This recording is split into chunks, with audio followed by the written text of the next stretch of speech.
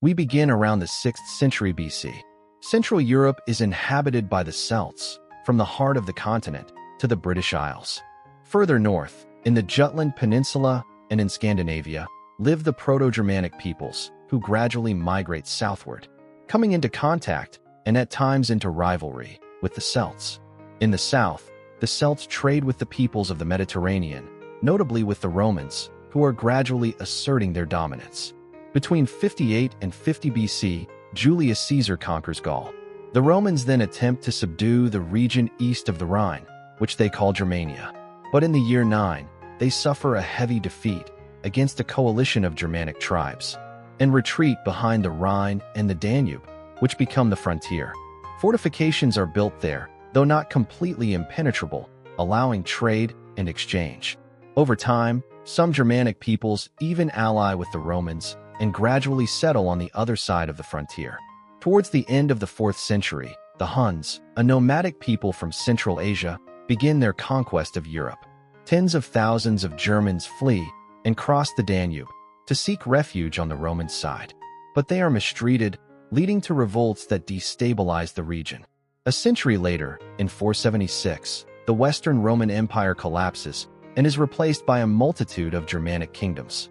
Among them, the Frankish kingdom converts to Christianity and gradually asserts itself, eventually becoming, in 800, a vast empire under Charlemagne. But later, through wars of succession, the empire is divided, with France in the west, and from 962 onward, the Holy Roman Empire in the east, made up of a multitude of princely states.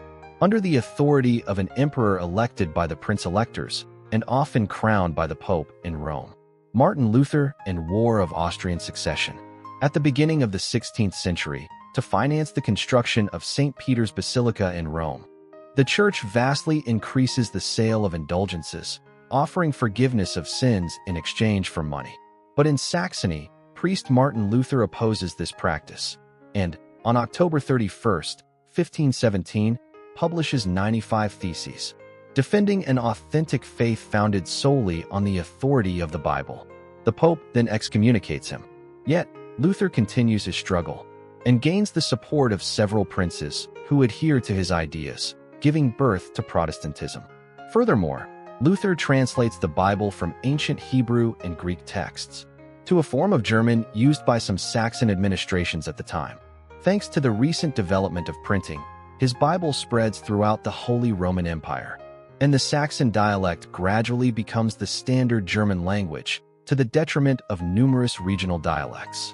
In 1713, Emperor Charles VI of the House of Habsburg, also Archduke of Austria and King of Bohemia and Hungary, issues a decree to make his territories indivisible and to allow his daughter, Maria Theresa, to inherit the throne. He then spends much of his life securing recognition of this decree by European courts. Upon his death in 1740, Maria Theresa ascends to the throne, but is immediately challenged by the new king of Prussia, Frederick II, who invades the rich region of Silesia.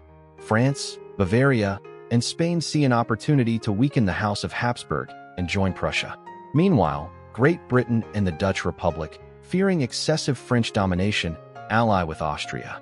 After nearly 8 years of war, peace is signed.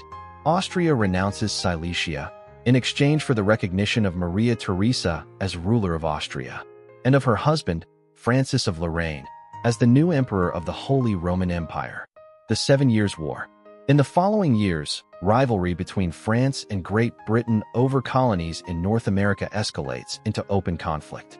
While Britain dominates the seas with its powerful Royal Navy, its army is no match for French forces, and King George II, who is also Elector of Hanover, fears losing his German territories. He therefore allies with Frederick II of Prussia to ensure his defense. France reacts by allying with its historic rival, Austria, which still dreams of recovering Silesia. As Austria is already allied with Russia, Prussia finds itself encircled, and fearing a joint attack, Frederick II takes the initiative. On August 29, 1756, he launches the 7 Years' War by invading Saxony.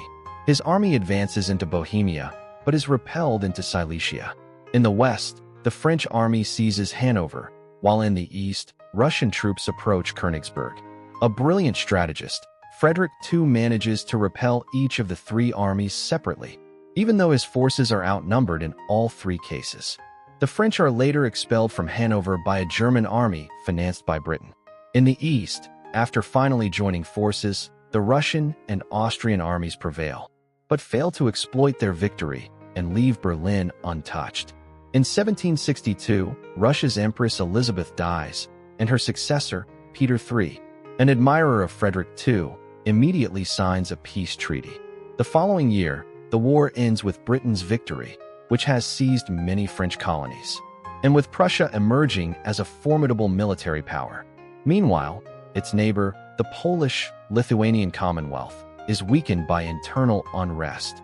Prussia, Austria, and Russia take advantage of the situation and organize a first partition of its territories, allowing Prussia to establish territorial continuity. Napoleon. In 1789, the French Revolution breaks out. At first, the European monarchies pay little attention. But the situation changes when King Louis XVI is arrested during his attempt to flee the country.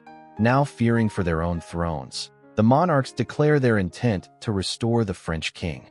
War breaks out, and a Prusso-Austrian army enters France. But it is defeated by the evolutionaries, who, the next day, abolish the monarchy to establish a republic. The French armies then invade the Austrian Netherlands and the Dutch Republic. Weakened, Prussia signs a separate peace with France, preferring to focus on the partition of Poland that is still taking place in the east. Austria, isolated, suffers defeats in northern Italy against the army of General Napoleon Bonaparte. The latter finally secures a peace treaty, under which Austria cedes its territories west of the Rhine, in exchange for much Venetian territory. In 1804, Napoleon is crowned emperor and, through a series of wars, asserts dominance over Europe. In 1806, he creates the Confederation of the Rhine under his protection, thus ending the Holy Roman Empire. In June 1812, he attempts to subdue Russia, but fails, losing most of his Grand Army. Prussia and Austria seize this opportunity to join the Sixth Coalition, which, in October 1813, defeats the French in a major battle at Leipzig. The coalition then takes Paris, forcing Napoleon to abdicate. In Vienna, the victors meet, for 9 months, to redraw Europe's borders and restore monarchies. Russia, Austria, and Prussia seize numerous territories. Prussia notably receives industrial and coal-rich regions west of the Rhine, while the Confederation of the Rhine is replaced by the German Confederation under Austria's presidency. But though this treaty marks the victory of monarchies, the revolutionary period has sown liberal and nationalist ideas across Europe. The awakening of German nationalism. In 1817, German students, disappointed by the Congress of Vienna, gather at Wartburg Castle, where Martin Luther had translated the Bible 300 years earlier, to demand liberal reforms and the unification of Germany into a single nation. Austria and Prussia, fearing for their thrones, tighten their control over universities and the press. Yet nationalist movements continue to grow, and in 1848, revolutions erupt throughout Europe.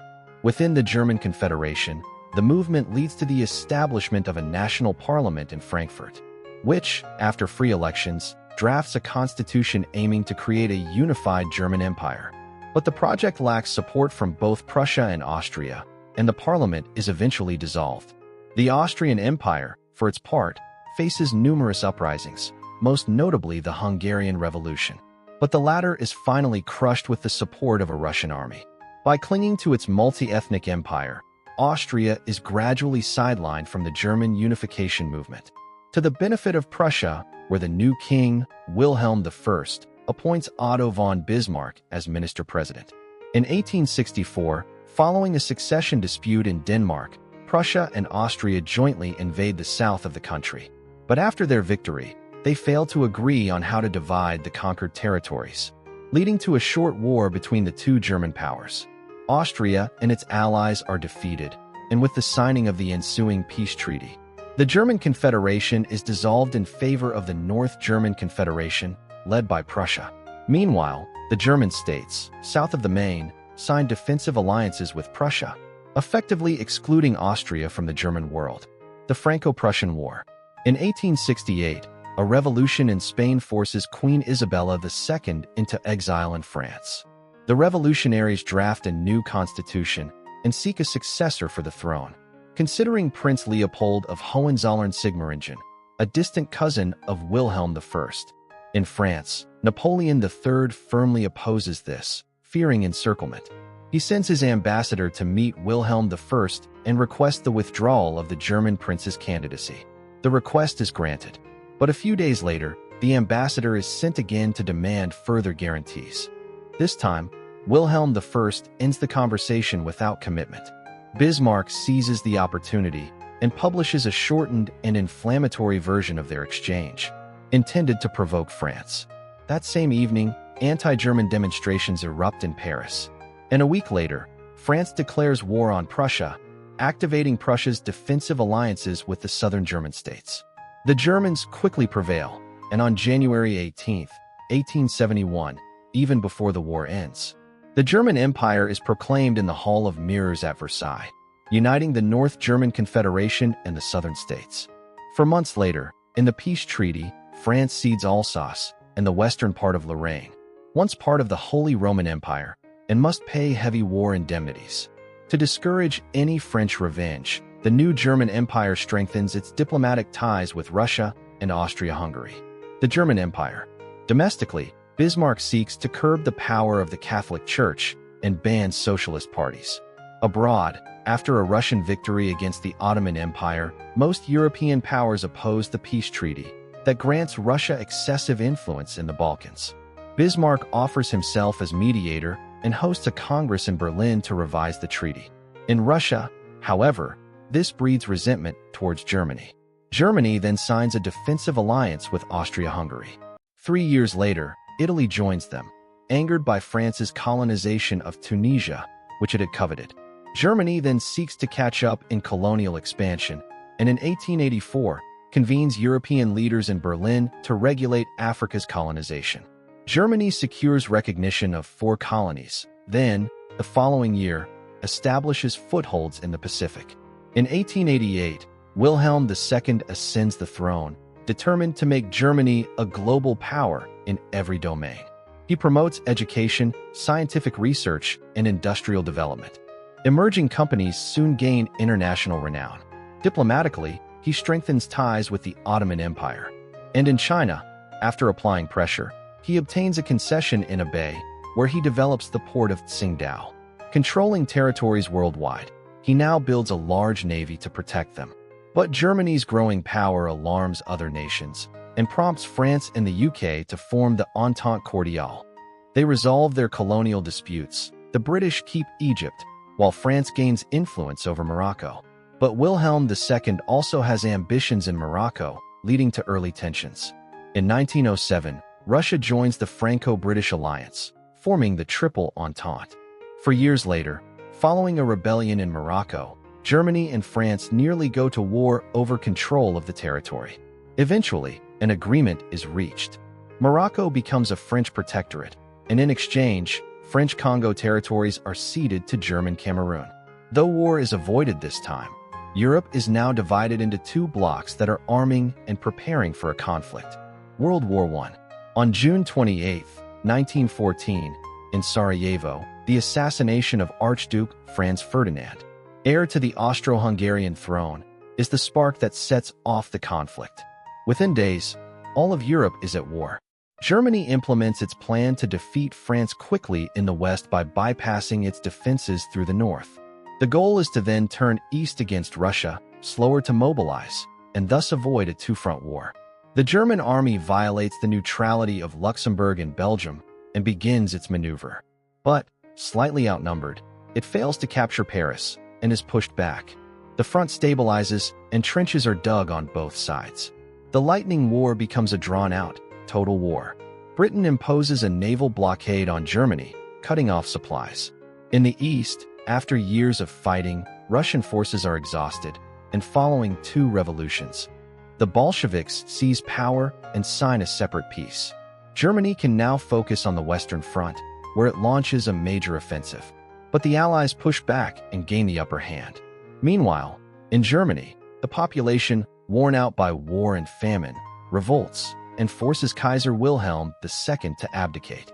The Weimar Republic is proclaimed, and after elections, in which women can now vote, the new government is forced to accept a very harsh peace treaty, signed at Versailles in the Hall of Mirrors, where the German Empire had once been proclaimed. It declares Germany and its allies solely responsible for the war and imposes heavy reparations. Alsace and Moselle return to France. Belgium gains territory as war compensation. And Denmark regains, via referendum, lands lost 50 years earlier. In the east, Memel passes to Lithuania, and Poland regains independence, with access to the sea, cutting Germany in two. Germany loses all its colonies, and its army is limited to 100,000 soldiers, without heavy weapons or aircraft. The Rhineland is demilitarized and occupied by the Allies for 15 years, while the Saar's industrial region comes under international control. Austria-Hungary and the Ottoman Empire, Germany's allies, are dismantled entirely. The interwar period. In Germany, where no battles took place, the population blames its leaders for accepting a humiliating treaty. The economy is fragile, and the country struggles to pay reparations owed to the Allies. France and Belgium, whose regions have been devastated by the war, occupy the Ruhr industrial area to seize resources directly.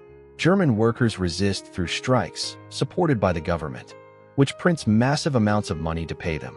The mark plunges into hyperinflation, and by the end of the year, $1 is worth 4.2 trillion marks.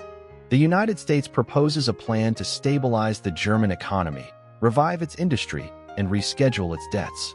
The French and Belgians withdraw, and U.S. investments flow in, stabilizing the economy. But in 1929, the Wall Street crash triggers a global economic crisis. The U.S. cuts off loans, and Germany's economy plunges again, with unemployment soaring. In the 1932 elections, traditional parties take the blame, which benefits the extremes. The NSDAP, the Nazi party, wins, and its leader, Adolf Hitler, becomes chancellor. A month later, the parliament, called the Reichstag, is destroyed by arson. Hitler uses the event to suspend fundamental rights and consolidate his power. His paramilitary force, the SA, or Brown Shirts, 3 million strong, attacks communists, then targets other parties, which are ultimately banned. On the night of June 30th, 1934, Hitler orders the assassination of his rivals within the SA. Then, after the German president's death, he consolidates all powers and begins implementing his policies freely. He denounces the Treaty of Versailles, reinstates compulsory military service, and restricts Jewish rights, leading to regular attacks against them. Diplomatically, he allies with fascist Italy, with whom he intervenes in the Spanish Civil War, and draws closer to Japan, rising in Asia. In 1938, he annexes Austria with the support of a large part of the local population, and then demands the Czechoslovak territories inhabited by many Germans. Western powers, seeking peace, betray their Czechoslovak ally and allow the invasion. In exchange, Hitler promises not to make further territorial demands. Yet the following year, he pressures Poland for more control on the Danzig corridor. This time, Britain and France announce they will defend Poland. Hitler then turns to the USSR, signing a non-aggression pact, in which they secretly define spheres of influence in Eastern Europe. On September 1st, Hitler starts invading Poland. World War II. This time, France and the UK declare war on Germany. But while German forces are concentrated in Poland, the Allies remain entrenched behind the Maginot Line, a solid system of fortifications in France. In the east, the USSR intervenes in Poland, which is defeated and divided. Germany then invades Denmark and Norway to secure its northern iron supply, before turning to the Benelux to bypass French defenses. The French and British armies intervene, but are repelled. The Germans capture Paris and obtain an armistice from Marshal Pétain. Hitler then attempts to invade Britain, but the island is firmly defended by the Royal Air Force and the Royal Navy. After subduing the Balkans, Hitler breaks his pact with the USSR and, in June 1941, launches the largest military offensive in history against it. After months of advances, German forces are halted at the gates of Moscow, just as winter sets in. Behind the front, Nazi militias massacre Jews and Bolsheviks, while across Europe millions of Jews and other minorities die in concentration and extermination camps. In 1942, Hitler launches another offensive, this time targeting the industrial and oil-rich Caucasus region. At Stalingrad, fierce fighting ensues. The Soviets unexpectedly counterattack outside the city and encircle the 6th German Army, which surrenders 3 months later. From then on, the Soviets gain the upper hand and push Germany back. At the same time, the Allies expel German forces from North Africa and then land in Italy. As defeat looms, the US, UK, and USSR begin planning the post-war order. They agree to divide and occupy Germany, shifting its eastern border westward to benefit a reconstituted Poland.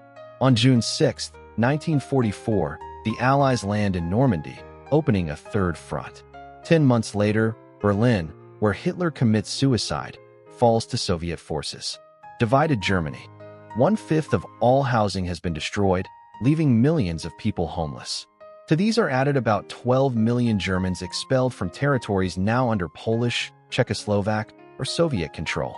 Germany is now little more than a vast refugee camp, occupied and divided into 4 zones. Berlin is also divided, as are Austria, and its capital, Vienna. The Allies then debate the country's future.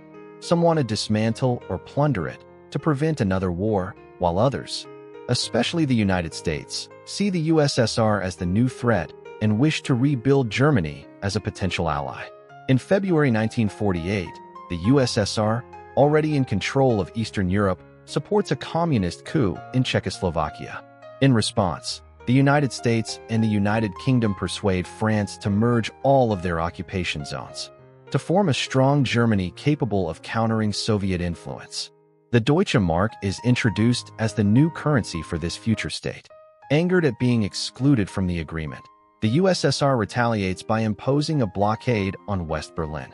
The Allies respond by organizing a massive airlift to supply the 2 million civilians living there. For nearly a year, every 90 seconds, a plane loaded with food and supplies lands in West Berlin. On May 23, 1949, the Federal Republic of Germany, or FRG, is officially created, with Bonn as its provisional capital. On October 7th, the USSR responds by creating the German Democratic Republic, or GDR. Germany is thus divided by what is called the Iron Curtain, the Cold War. In the West, the United States bets on a rapid economic recovery through the Marshall Plan. Of the $13 billion in grants and loans, roughly 1/10 is allocated to West Germany. France, for its part, proposes a rapprochement with the FRG and the pooling of their coal and steel production. Italy and the Benelux countries join them to create the ECSC, the forerunner of the European Union.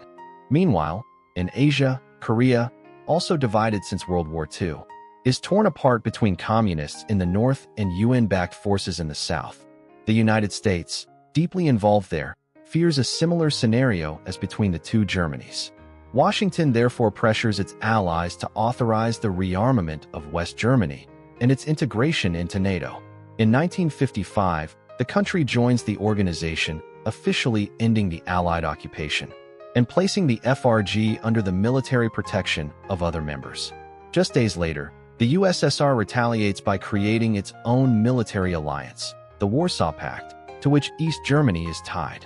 In 1957, the ECSC members signed the Treaties of Rome, establishing the European Economic Community and Euratom, notably aimed at creating a common market.